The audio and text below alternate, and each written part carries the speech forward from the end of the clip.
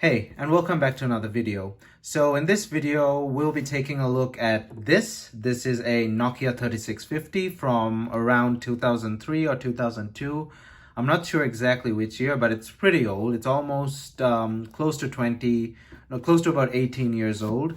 I bought this phone because, as you can see, it's really weird. It looks really weird, and I got it for the price on screen there. The Nokia 3650 is usually referred to as the washing machine phone, or the phone that looks like the remote when you're in hospital and the TV in your hospital room. The remote in the room usually looks like this from the early 2000s. The TV remotes in hospitals. People compare this phone to that. It's a pretty rare phone. It's not like you can still find it, but it's not ultra rare, but it's still quite rare. So I bought it because it's weird and it's rare. So let's take a look at this phone. But before that, don't forget to hit that like button and check out my channel. And if you like what you see, please consider hitting that subscribe button. Also hit that bell notification button to get notified whenever I upload a new video. I'm also on Discord and Instagram, to which you can find me on those using the links down in the description below. So I don't know whether I'm going to put this in my classic tech. Well, it's definitely going in the classic tech playlist, but I don't know exactly whether I'll need to repair this. It might work out of the box. I don't know. We'll see. And it's not from Amazon, it's from eBay. Let me take this off to the side, see if there's any shipping information.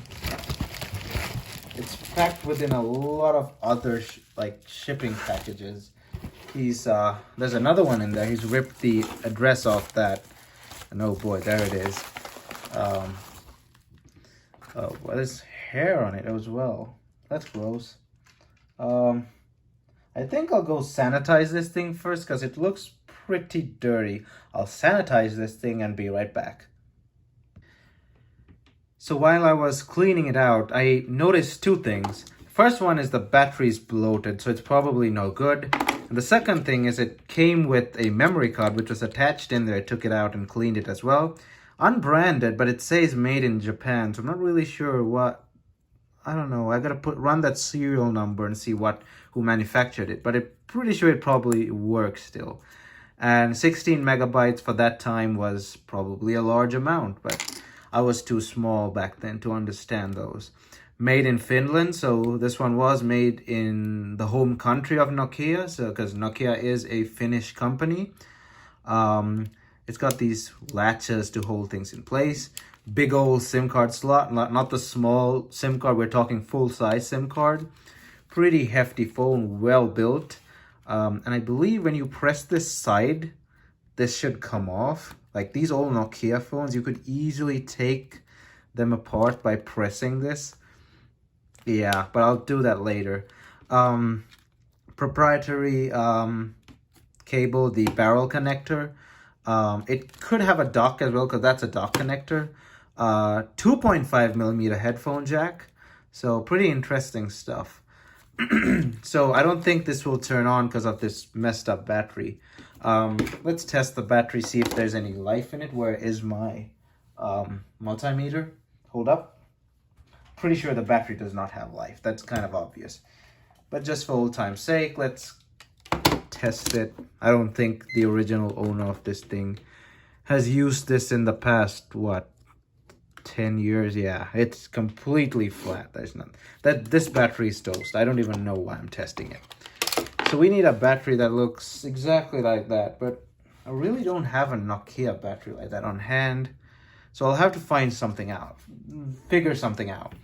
In the meantime, yeah, what I'll do is, this one is my usual test battery. So what I'll do is, I'll try and hook something up to this and see. Yeah, I'll hook two wires up to this and then put it in there and see if we can get this thing to start. But in the meantime, let's just take a quick look over the phone. So we got a circular keypad, which is kind of strange, but I mean, I could get used to that.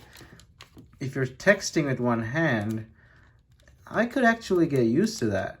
I used a Nokia 3310 for some time, and I didn't mind doing that, but this, I mean, I wouldn't mind using this phone if there were no smartphones, obviously.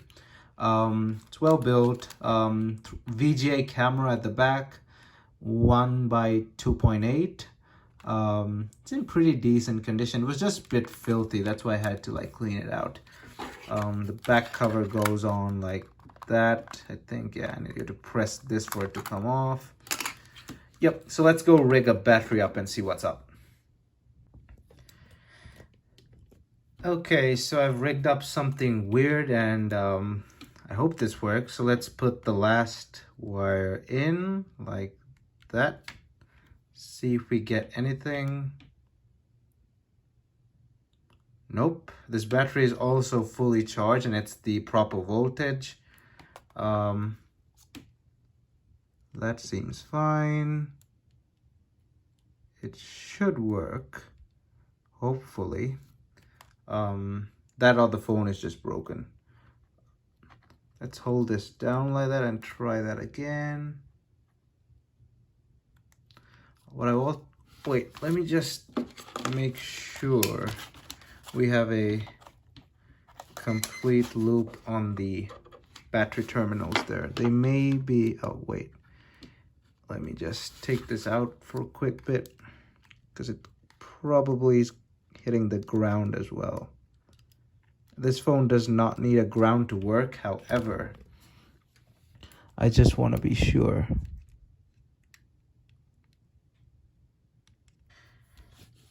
So it's kind of hard to rig a battery to this considering it has a very limited space here.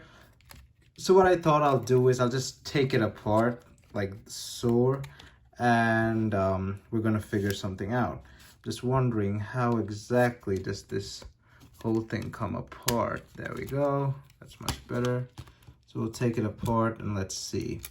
So I gotta be careful with this phone because it is a rare phone, so let's always be careful. It's not too dirty. I need a screwdriver to take it apart further. Let me grab the proper bit here. This should do. Nope, not that one. Hold up, I'll just go grab a proper bit and be right back. Okay, so I have the proper driver here. Let me just get this out of the way.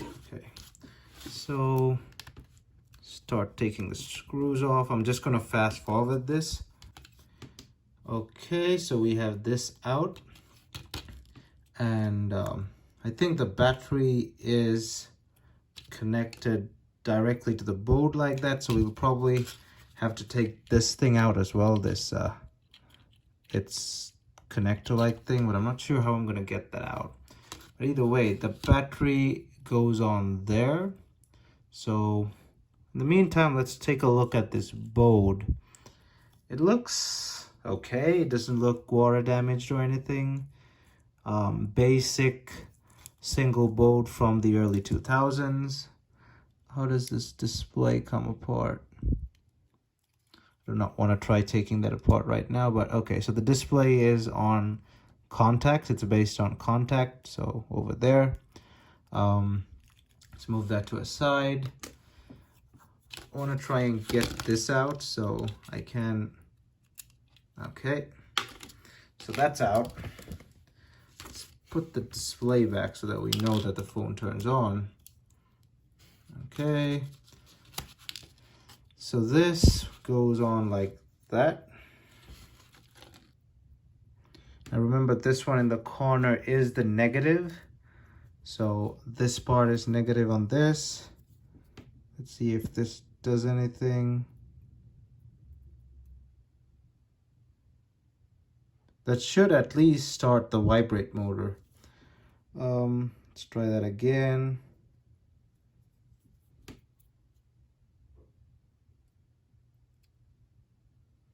So we're not getting anything.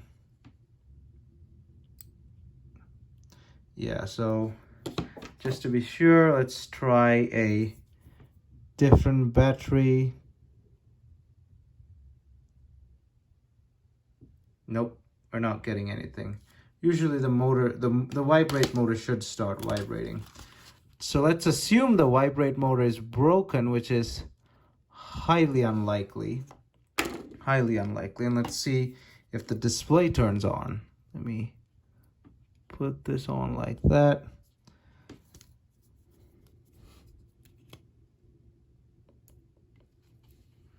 Yeah, no, the display is not turning on either.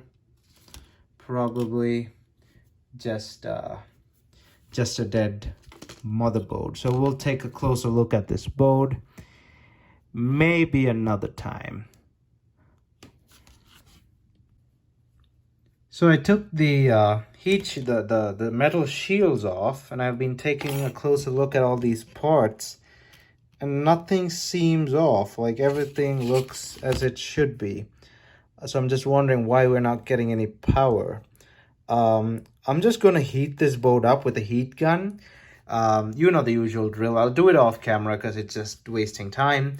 I'll heat it up with a heat gun, and we'll see after that if we have any different results. So after multiple attempts of trying to revive this phone, using a heat gun to heat all the chips and diodes and all that stuff on the inside, then trying to rig this battery and trying to jumpstart it, even though it's kind of bloated.